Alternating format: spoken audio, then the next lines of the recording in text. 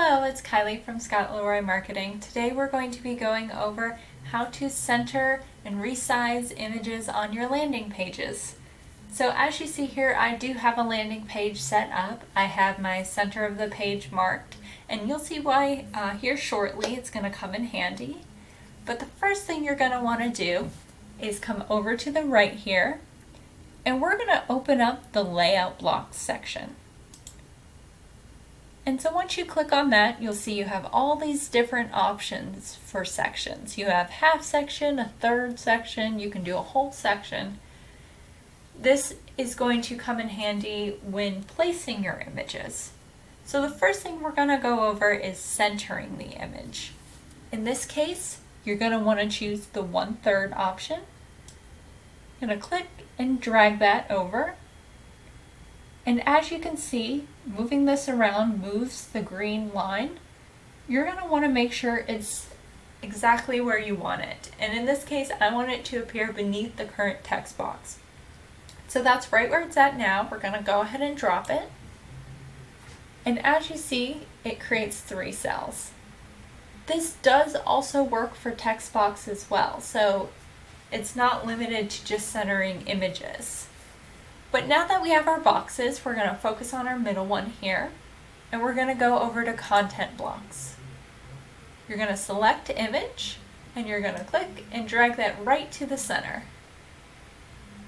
And you'll see here that you can click to upload. And in this case, we're going to upload our logo here. And it will always default to the size of the image. So in this case, these are larger images, so it will blow up on the page. What you want to do is click on the item, and all these small boxes will appear. You can click and drag those. So we can make the image larger, we can make it smaller. But you'll want to note, if you're making the image smaller, it's always going to default to the top left-hand corner of the box. So if you have a section that stretches all the way across, it's going to go to the far left. And so in this case, it's trying to tuck up into the top corner of the center box. So we're just going to extend that out to center it. And you can also use the bottom one to stretch it. And there you go. That's how you center an image.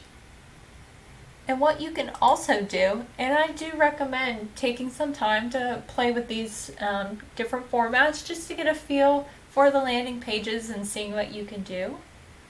You can also set it up to where we drag another half section. You can add an image over here on the right.